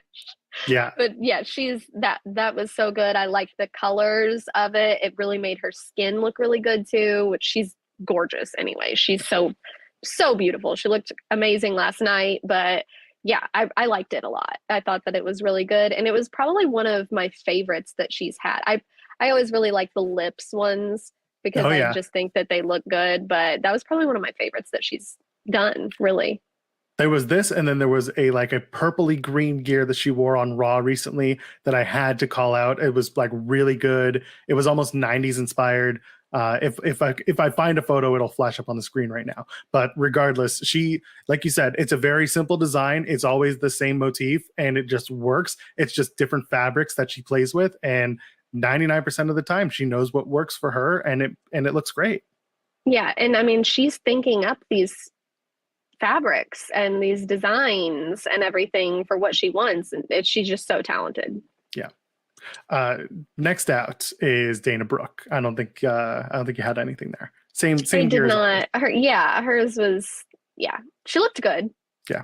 Michelle McCool comes out. She's wearing the same style gear, always, putting crosses everywhere. Yeah. Now, speaking of Michelle McCool, go for it. When I was leaving the hotel Sunday morning, Michelle McCool and Undertaker was not down at the door, but her and their daughter were down at the door. That girl was stressing me out with her clothes.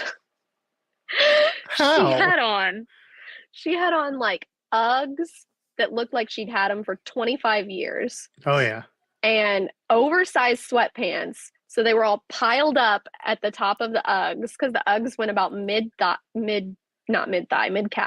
Yeah. And then a beanie, basically the look that she always has anytime we see her. Had the braids, had the beanie, had the goddess dope sweater. Yeah.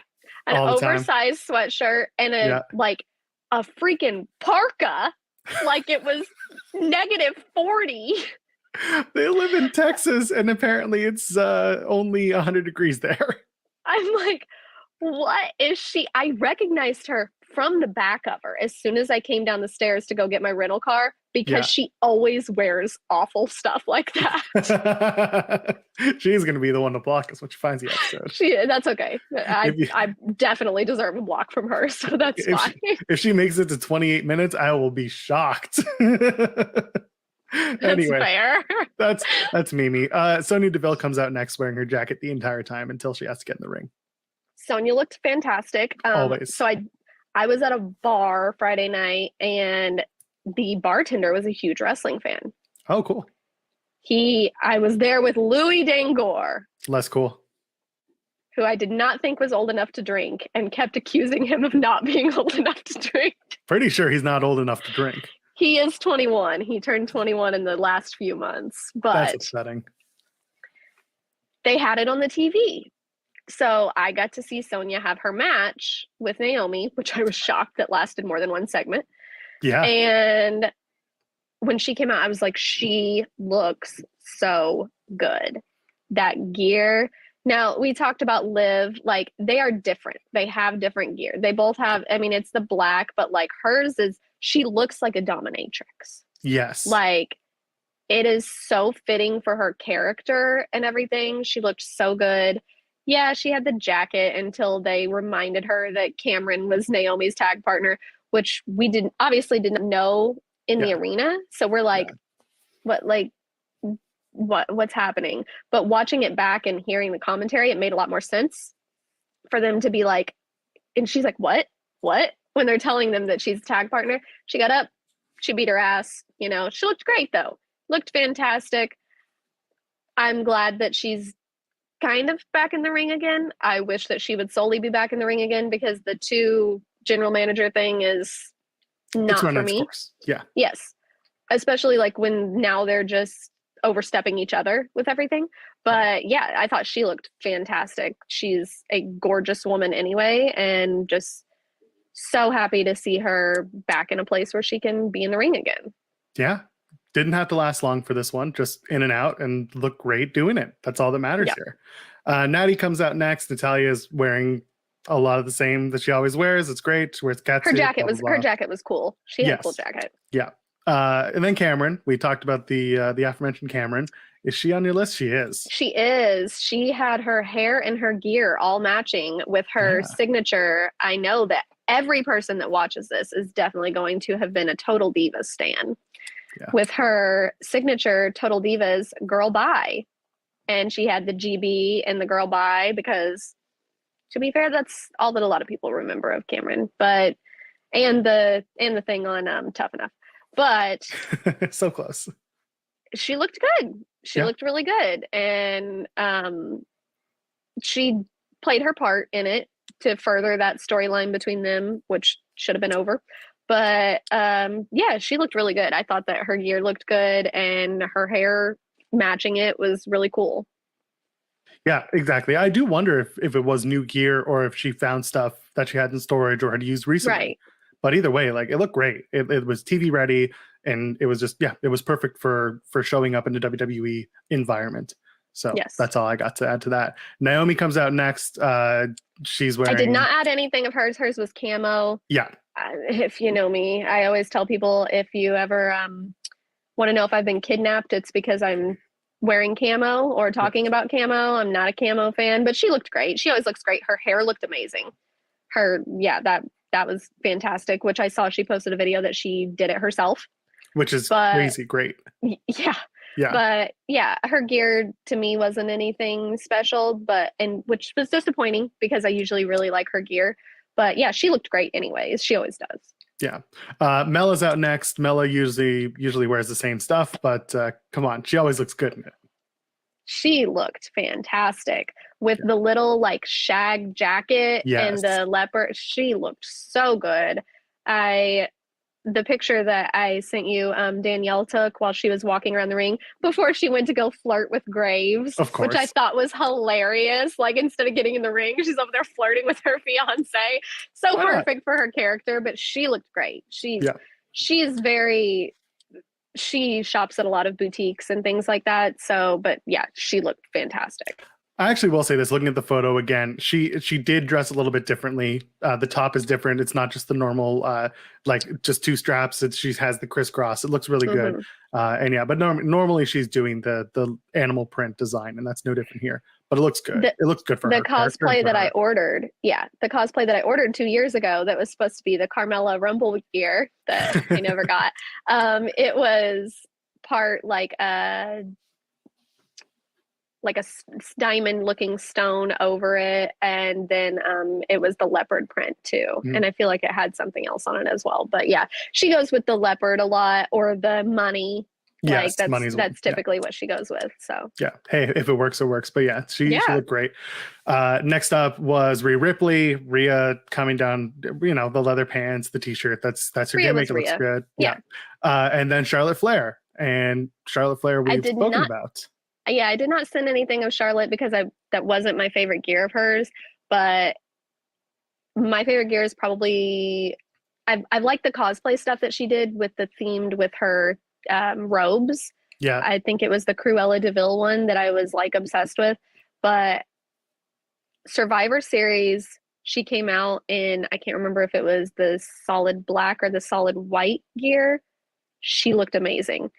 I was at Survivor Series. We were in the crowd talking about how hot she was the whole time. So it's all that mattered. This gear wasn't really for me, but she still looked fantastic. Yeah. So we'll move on. Ivory comes out next with her Right to Censor gear, which, just props to Ivory for being just the best in and out of the ring. 60 years old. Yes. Like crazy. Amazing. Yeah. That woman does not age. She looked so good. She looked really good. And that's the thing. When people started pointing out her age, I was like, holy shit, like that's incredible. I would love to look like that. My parents are in their 60s, and I promise you they didn't look like that in their 40s. Shout out to Ivory, man. She is an ageless wonder. Brie Bella comes out next, and Brie is wearing the usual Bella Twin stuff. I liked it. Was a little bit different with like it was like a jumpsuit almost, and then the ties up and down the front. It was very mom-esque, which I kept tweeting like, this was the mom rumble. This rumble was for me. Every time another mom would come out, I would be like, ah! like it was fit. And then you had Becky earlier in the night. Like, it was fantastic. But yeah, she looked good. And I love that she and Nikki didn't put in their extensions for this. They stayed with their mom haircuts, and they looked fantastic. Both of them looked really good. They looked their age with, the hair and everything. And yeah, she looked pretty good in the ring. So yeah, shout out to them. They both. We'll get to Nikki Bella when she comes out, but Brie looking good. Out next is Hardcore Country herself, Mickie James. Very, very big pop, very well deserved, and she looked great. And like we knew it was coming. I don't think that any of us actually believed that they were going to let her come out to Hardcore Country. Like she said that she was, but did we believe that they would let her? Not really. Yeah. It's always like at the last second, oh, the file's corrupted. We got to use your old theme. Whoopsie. Yeah, and it hit, and that pop was insane. Like I think I may have not posted. I did a reaction video to it though, but it was nuts. And the crowd just kept, even once she came out, everybody was going insane because she had the title with her and everything, which I was told someone thinks that she might have snuck that by, that she wasn't supposed to have the title. And I'm like, what are they going to do? Fire her? Exactly. What are they going to put it in a trash bag and tell her to go home? Come on, man. Good for her. She looked so good. Yeah. Like just the music, the moment and everything. Like Mickie James is gorgeous. Mickie James was gorgeous however long ago it was. I feel like it was 20 years ago, but I know probably wasn't exactly that long when she debuted in WWE. Like she is a gorgeous woman. She's someone else that doesn't age, and she looked great. She looked fantastic. Yeah, the gear was simple. It was very, again, Hardcore Country. She lived it out. It was denim and leather, and she looked gorgeous. She knows how to dress for and her. She got to last a little bit. She didn't make her go in and get immediately eliminated. I was very much impressed, and she got to eliminate Lita, and we'll get to Lita in a few minutes. But there was good storytelling there. But we're not talking story; we're talking fits. Let's go on to Alicia Fox. Foxy looked good. She looked fantastic. Did not expect to see her there. She's someone that I had not heard their name at all that weekend. Did not see her anywhere. And when she came out, I was sitting with Demon Diva, of course, and she did not realize that she had full sleeve tattoos now because she did the last Rumble too. Yeah, Foxy stays off the internet mostly now, so I think she may have only had one of her sleeves done the last Rumble. I don't know if she had the other one done yet, but she looked so good. She looked healthy. She is someone else that doesn't age. Like that girl has looked the same for forever. She is gorgeous. My only thing, I wanted her to come out still with the captain thing from when she was the captain of the Survivor Series. I just wanted her to have the hat, like, just a throwback to it, but she looked great. Her gear looked great. She was in fantastic shape. Her high kicks, that girl's legs are 18 miles long. Yeah, that's oh my gosh. Yeah. She looked beautiful. She looked great. She did shock a lot of people by showing up, and in a positive way. It was really nice to see her. The all white gear with the green trim. I was a big fan of that. Yeah, The she looked neon green. Yeah. Something else that looked really good with her skin, and I mean, she just looked she's beautiful. Yeah. Nikki Ash comes out next. Nikki Ash is Nikki Ash. We don't need to go into that. She wears the same thing. So she did attack later Mighty Molly. Yes. Which furthered her, I guess, heel turn. I mean, I don't really know. Yeah, but I need her to be a super villain now, or be someone who thinks that they're a superhero, but really they're evil, like thinks that they're helping people. And I want her gear to not be blue and yellow. Like it needs to be like black. You know what I mean? Like black and green. It needs to But when you said that, you may not have any idea what I'm referring to. You reminded me of, I think her name's Shigo from Kim Possible. Okay. Like the evil woman on there. She had like long black hair, and her stuff was black and like a lime green. That's what it reminded me of. And that's what I need her to wear now, because she can't be a heel and have the exact same yellow and blue. It's just not going to work. Yeah, exactly. And they're kind of trying to tell the I'm still a superhero. I'm the hero of my story, but also they're playing it out on socials, and that's not the place to do it. But anyway, we're not talking about storylines here. Summer Rae comes out next, and boy, does she look great. And everyone was excited, and everyone looked forward to seeing her. And the best part about everything, exactly, runs past the camera, just yelling and just going hard. And everyone's like, did she just like drop an F-bomb, run to the ring? All right. She absolutely did. She did not last any time in there, which was disappointing, because they'd been doing so much on socials between her and Natty. But I had seen where she said she didn't, like, she told them when they called her, I'm not a blonde anymore. Like, I don't dye my hair blonde anymore. I've had my hair the color that her hair is now. She looked, I think, better with her hair like that. And she stood out. There are so many blondes in there. She stood out with her hair being different, and her hair complemented her gear, and she looked fantastic.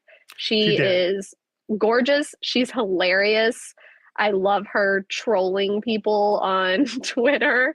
Like, she was so far removed from wrestling, and she just came back and just made everybody mad. So I always appreciate someone that's petty. So I know everybody and their sister and their mother watches The Bump. I know it's like everybody's favorite show. Everybody. So anyway, never missed an episode. Never miss an episode. So I'm watching the other day, getting ready for my podcast, and she's on it just after the Rumble. And at one point, Kayla Braxton, one of the hosts, says something about her getting paid in crypto. And she says, and Kayla says, "Oh, I don't really understand crypto all that much, but maybe you can tell me all about it." And now I have in my head this like 4-part WWE Network series of like Danielle Moinet giving crypto advice to Kayla Braxton specifically. Nobody else, just Kayla. It's those two, Summer Rae and Kayla, in a room talking crypto. And like she's got a big blackboard or a whiteboard, and she's trying to like explain crypto. And Kayla's like, I don't get it. Yeah, she's got like the teacher glasses on and everything. Yeah. Oh my God.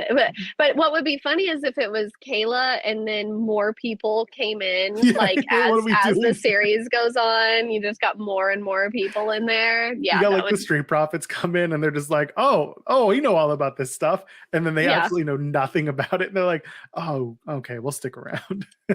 For sure. Oh Lord.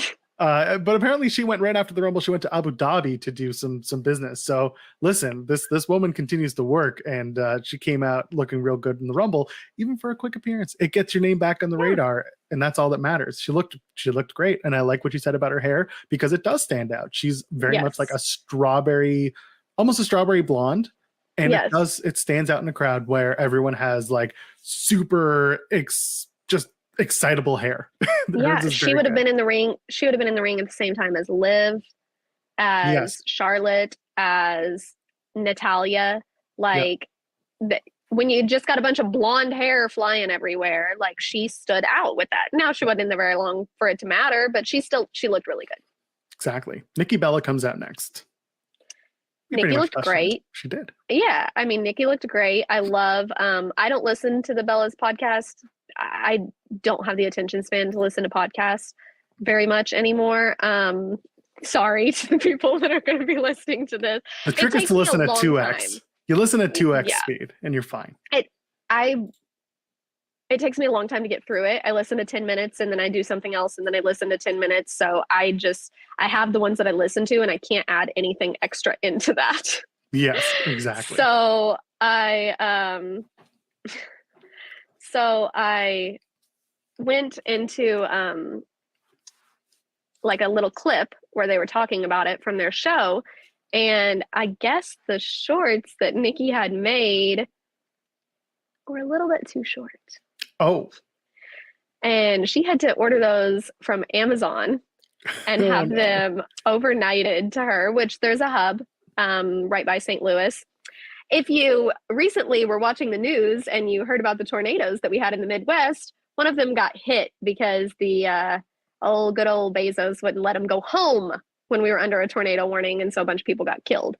Yeah. But we have a hub right there. So she could have it overnighted to the hotel. So she had to have shorts sent from Amazon because the shorts, which thank God they didn't rip or anything, because the shorts that she had made were so short. I don't know if it was like her ass hanging out. Because we said when she came out, that's the most covered I've ever seen Nikki Bella's ass in the ring.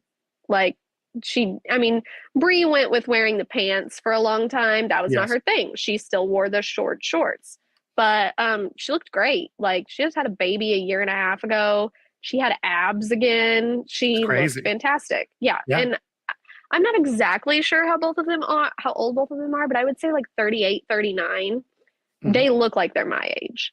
Like they're both gorgeous. They look fantastic. Yeah.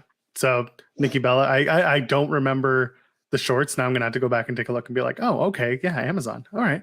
Sarah Logan comes out next. A bit of a surprise there. Just because. Not for me. I mean, yeah, like you knew that she was around, but you just kind of rewrote it off as like her husband is on the roster and therefore maybe she's just hanging out. But she comes out, she has a quick in and out. She looks a lot like Max the Impaler, if you remember from Ring of Honor. She does. Yes. So she looks like going a around feminine version of Max because Max identifies as they, them and has a different, a different look. But Sarah Logan looked a lot like Max. She, I figured she was going to be in the Rumble because when people were asking her for pictures at the hotel, she would say, I can't. And that was the same thing like Cameron was saying to people, well, yeah, because you're a surprise. So, okay. But she looked fine. I think she's really moved past wrestling. So I feel like that was just we need warm bodies to be in this and you're going to be here anyway because of your husband. So, but yeah, I mean, she looked fine. She was never someone that like their gear was like, oh my God, you know, so. Yeah. And then Lita comes out next and Lita's wearing very Lita-esque gear from the last few years, but she looks great. She is the love of my life. She's like 20 years older than I am. Doesn't look it though. She looked fantastic. I cried when Lita came out. I never thought that I was going to get to see Lita live do anything, and when they announced her, I feel like if it would have been a surprise, she could have been a surprise. She should have been someone that was a surprise. But I know that they were trying to start building, which I don't understand. They were trying to build the Charlotte thing, and then the Charlotte thing just because they got Ronda back, so now it's Becky, so they just like whatever. Yeah. But she looked great. Lita always has a message of some sort on her gear. If you remember the first Rumble, she had all of the women who couldn't be there, their names written on her arm, I think it was, on the tape maybe. She had, I'll send you the close-up so you can add that in here. But she had it on her pants, I think it was. From which year? From this year? Yes. Okay, because I know in 2018 when she showed up, she had all the Me Too stuff and the Time's Up, and like it was very, very much a part of her gear. So I know that was there, but I didn't know about the women's names on her gear this year, which is really cool. No, that was a couple That was years ago. 2018? That was the first Rumble. Okay, gotcha. So this time it was I think she had different. it on her tape. I believe this year, I might be incorrect, so I'm gonna find the picture to send it to you. I'm spacing out on it, and I'm not That's on fine. Twitter right now. But I believe it said something about no human is illegal, and she always has the messages on Yes. such. So I'm pretty sure, but I saw a close up of it, so I will have to send that to you, and we can add that in here. But yeah, Sure. she looked fantastic. It's still very Lita-esque, the gear, but it's Lita as an almost 50-year-old woman. Yeah. So, yeah, she looked great. She has her 3 signature moves, and she can still do all of them. So, Exactly. She proved it on Raw this past week as well on February 7th. So there you go. Mighty Molly's out next. Mighty Molly's Mighty Molly. Can't say anything bad about I her. love Mighty She just Molly. looks great. And then She's Ronda an angel. Rousey comes out. Speaking of the mom Rumble. Rousey just gave birth. So- We have to at least point this out that she looks great and she's dressing Yeah. based on how she feels about her body right now, having just given birth 3 months ago. So I hated what Ronda wore before when she would wrestle. I don't know if I was on Twitter at the time. I don't need to see someone digging their shorts out of their crotch every 5 Yes. seconds. Yeah. And it drove me insane because she did that. Would do a move, pull them out. Do a move, pull, and it drove me insane. And I Yeah. was like, how is no one telling her wear something else? Like this you is could bad. tell production was also having issues, having to Yes. shoot around that. It was bad. And I think so. I saw someone on Twitter say Rhonda's gear looks like the second string from the dance team in high school. And it does. It was Oof. so painfully accurate Oof. that I couldn't stop laughing. And I mean, yeah, she just had a baby in September. Like when I had a baby in September 7 years ago. I still looked like I was pregnant that long after, like I'm not an athlete like she is, but we had this conversation the other day, people being like, well, yeah, she can't take bumps because she just had a baby a few months ago. Well, that means you're not ready to come back if you can't do that. Yeah. And we're not talking about wrestling, but she got gassed out really quickly, which was concerning that she's going to be main eventing WrestleMania. And I mean, that's still a couple months away. She can have a lot more training until then, but that's still concerning. She was gassed out very quickly in that match. Her hair looked like she did nothing to it. It was just in the ponytail. It literally looked like she'd just been like, okay, well, I'm going to throw myself into the Rumble today. Like threw an outfit together. Which is interesting because she had her stylist like booked to come in for the Rumble. She had her whole crew there. Yeah, so she had everyone there. So I don't know if we don't really expect like full on glam from Ronda. It's not her thing. But I get what she you're usually saying. always had her hair like braided of some sort. She always had her hair done. So that was weird to me that she didn't. I hope that she workshops that gear into something else. If she wants to wear the pants, that's fine. But just the top was weird. But and she didn't have on the leather jacket, did she? She did on Raw the next night. Okay. I don't know about the night before.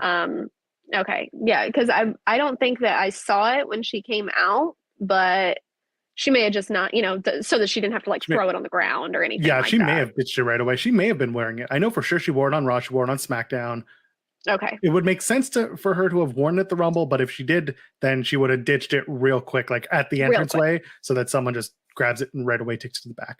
Because she was wearing the oversized one, like the one that Piper gave to her. What's happening? Anyway. We good? That was weird. We're back now. I filibustered until you came back. There was a second of loss, but it's okay. It just froze and everything went blank and then it was back. But we'll move up from Ronda. Shotzi comes out next. I love Shotzi's gear. I always do, but it's the same gear all the time, so we don't have to go too far into it. Yeah, Shotzi always looks great. Yeah, she does. And then finally, Shayna Baszler comes out again. Same thing. Shayna's always wearing the same style gear, just different colors. But there you go. That's the Women's Royal Rumble. And after that, I know you want to talk about the mixed tag. Yes. So the Men's Rumble, and Bobby Lashley had white pants. Bobby Lashley's pants looked great, but it wasn't like it wasn't like something that was like, oh my God, you know what I mean? Like, I just thought that it looked good on him. Brock was Brock. The Men's Rumble, I can't remember anybody that really stood out with gear in the Men's Rumble. Moss. Oh my God. The shorts, the belt, the suspenders. Come on, future Intercontinental Champion Madcap Moss. So I think we're just going to wrap it up with the mixed tag. So I thought Beth would come out to her music.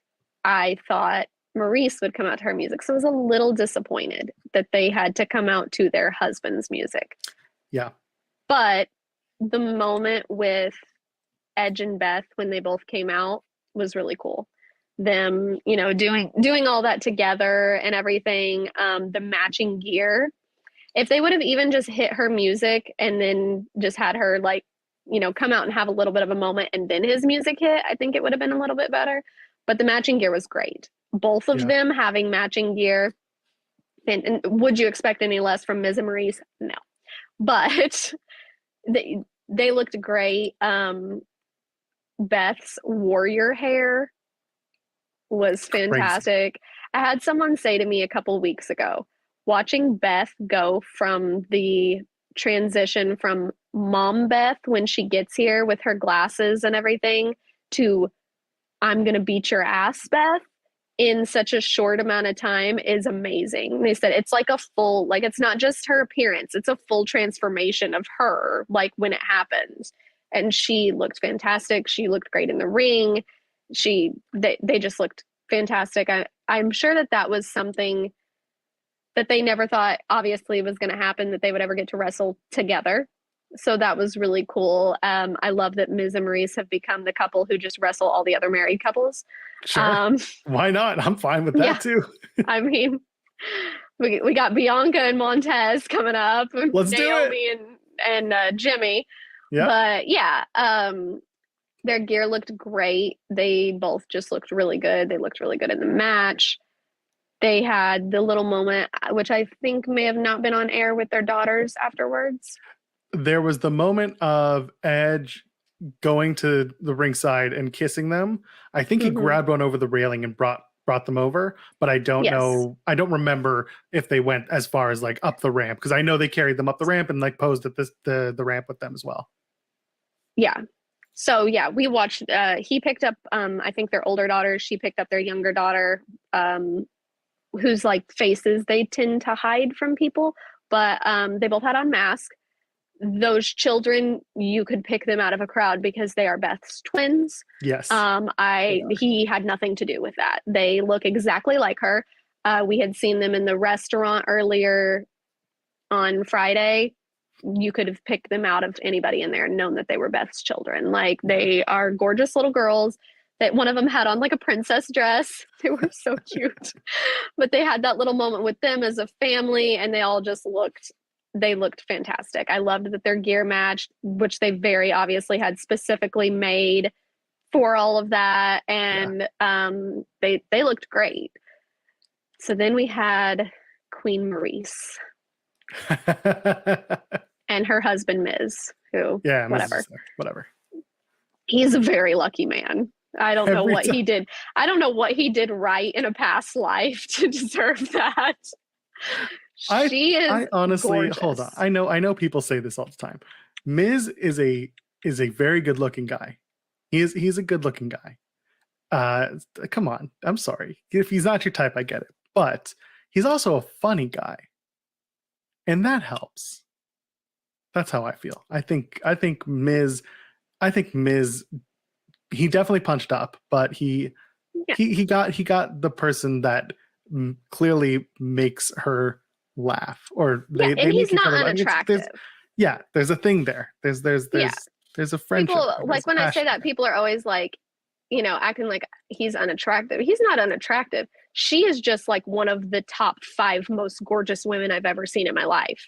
Like, and she gets prettier the older she gets. That's Yes, what's that's mind-blowing wild. to me. Yes. Like, she looks better. She's had 2 kids and she looks better than she did before she had, like, she's gorgeous. She's just a beautiful woman. Yeah.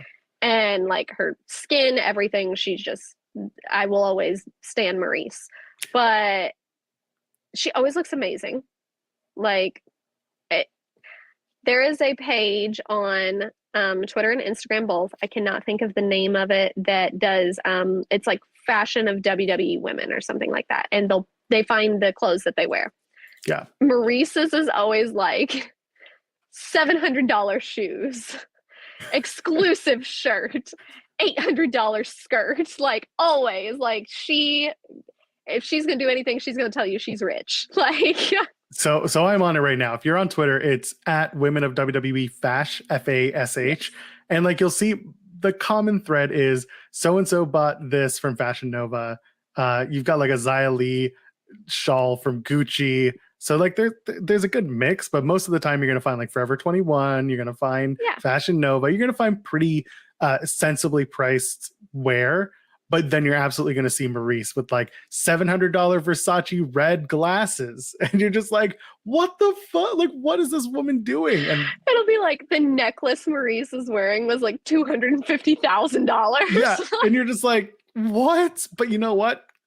Clearly that's the prerogative. Clearly they have the money, or they're being sponsored to wear it and they are getting it. And I know that they have to make a ton of money off of Miz and Maurice, because I know that the Total Divas girls made a ton of money. Yeah. And they were on E, not on USA. Yeah. And there was a whole lot of those girls. Like, this is just her family. Yeah. So, and that show is fantastic. But I've already told you we're going to have to review Miss and Maurice. Yes, please. Like, that's the Ms. show. And Mrs. I'm having other people do Road to the Top. We're doing Ms. and Mrs. And the Roads to the Top. I think everyone's going to enjoy the Roads to the Top review. But anyway. Probably more than the Roads to the Top show.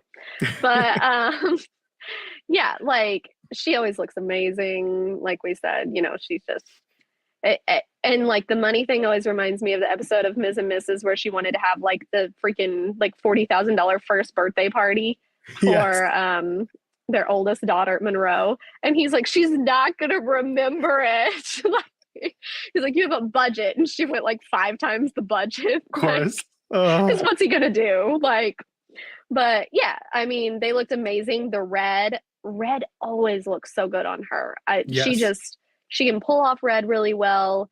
And I love, like, she's someone else like Charlotte. Her extensions always look really good because her hair is shorter than mine.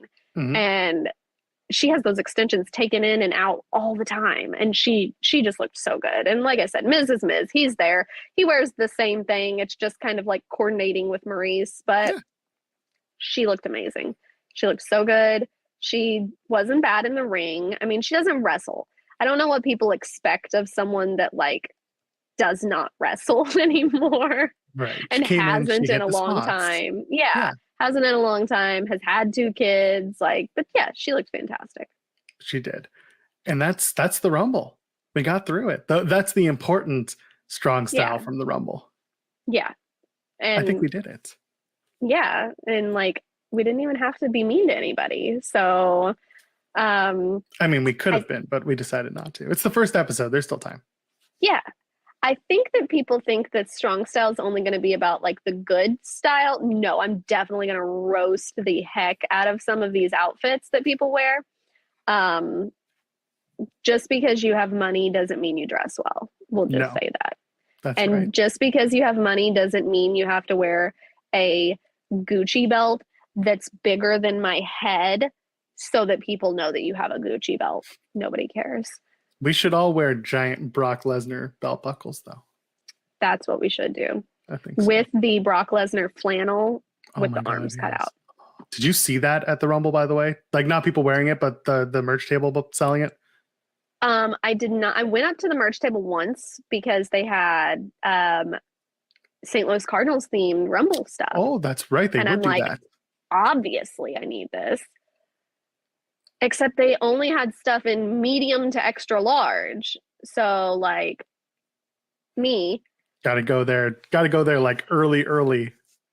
No, they don't sell it in small. Oh, they didn't do They a didn't small. have any of it in small. And they know like their fans. jerseys are big anyway. Yeah. So it was a 22, which was Mike Matheny, my favorite all-time Cardinals player. That's his number. That was the number on the jersey.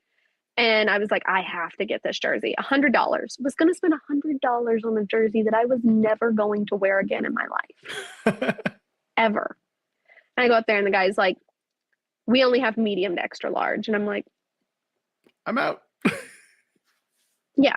So I said a small is big on me because it's a men's anyway. A small is big on me in jerseys anyway. I'm a small person. So didn't get one. They didn't really, the merch table, they had the Bad Bunny shirts out already. Of course. At the beginning of the show. So yeah. like, okay. Had the Ronda Rousey stuff out. But yeah, they really did not have a lot of stuff that was not Rumble themed at the merch table. I only went to one merch table. I don't know how the other ones were. I don't know if there were other ones. There was only one concession stand open in the entire building. So that's worse than SummerSlam when everything went down in the venue. I had a friend who was in line for like an hour trying to get concession, and they didn't open concessions until 30 minutes before the show started. The pre-show was already half over before they opened concessions. That's a big nope from me. And, it was bad. I get that because they're in venue, their big push now for merch is that wherever they are, they want to do the merch specific for the town. So they're not going to necessarily sell wrestlers merch. Like they're not going to, other than like the Roman shirts, but otherwise it's going to be like, you know, St. Louis 316 or whatever it is, just to get the local, you know, the local buzz. So it makes sense. But they sold a lot of those jerseys though. I mean, I saw a lot of those out in the crowd, and like I said, St. Louis is a baseball town. And I mean, like, there were people saying, like, it's not even at the baseball stadium. Well, no, but we don't have a football team, which is who played in the Dome. Yep. And, like, nobody cares about the Blues. They won the Stanley Cup one time, and it's never going to happen again. And that was like the pandemic Stanley Cup is the one that we won. Oh my God, that's right. I was thinking, like, was it the 80s? No, you're right. No, pandemic Cup. It was. Yeah. So, I mean, nobody cares about the Blues. We are a baseball town. It is what it is. And so having all the baseball, there are people that didn't have $100 to spending $100 on a baseball jersey because it was, you know, Royal Rumble. So yeah, they did. And all of their shirts, they had like the baseball raglan style, like they did all of their stuff baseball themed. It was really cool. It was fun. They could have done more merch wise. Like they had like a little cardinal that was Rumble themed, but it was like $20 for a stuffed animal that was like this big. So people still bought it, I'm sure. Yeah. Oh yeah, they sold out. Yeah. There you go. So yeah, but I mean, we've talked about WWE merch, so I was impressed with how good the St. Louis stuff was, honestly, because I've been to other places where it's not. There's been some hokey stuff. I mean, like, I know I mentioned SummerSlam again. Like when I was in Vegas, I got one of these, I was there poker chips. Oh yeah. And these things, like it was $10. And for $10, I'm like, this little thing reminds me I was there and I can do that. They had a lot of really good merch for Vegas because it's Vegas. But yeah, and it was like the first really big show back too. Yeah. But anyway, we've talked enough about merch for today. We can get on out of here. Do you want to tell people where they find you on the internet, if they can find you at all? Well, I don't know when this is going to drop, but when it does, I might be back on Twitter. And if I am, you can find me down there at Cher Delaware on Twitter. And then there is a thing in my bio, if I have Twitter, that has my link tree with all my links to everything else where you can find me. There is a link directly to this channel now. It is the top one. I put it on there for Overbooked. So you can find that. Obviously, you've already been here, but make sure that you like and subscribe. Like the video, subscribe to the channel, and check out the other stuff. We have all kinds of stuff on the channel now. There is just crazy stuff going on. Tim has his show with Joel. Joel has his show with everybody else. That's right. And there's other stuff. Will Washington, which people know from Grapsody on Fightful and from other projects, he's got a show day after Dynamite. Jeremy Lambert shows up. He does shows as well. The Degrassi dudes, SP3 and Steven Jensen, they're doing their show on Friday mornings. You got the Demo Divas. You've got Haley, Kylie, and Jay Shell. They're talking about wrestling on Saturdays. There's a lot going on. Rob and Maggie do coexisting now. We went into Fightful Select, and I stole them and I brought them over to Fightful Overbooked. There's so much content. What is your show with Lily? It's called Grappy Hour, where every Monday at 5 p.m. Eastern, we have a drink, we talk about wrestling, we talk about literally anything that we want to talk about, usually surrounding the wrestling world, and people come and chat with us, and it's fun and it's engaging. It's a good time, and I guarantee there is at least one show on this channel for everyone. So just check everything out and see what you like. So that's really all that we have today. And we made it through the first episode, Joel. We did it. I didn't even have to host it. You did a great job hosting this thing, man. You are a host now. Oh, boy. But I get to do this. I am at Joel Pearl, JoelPearl. Ladies, gentlemen, friends beyond the binary. We'll see you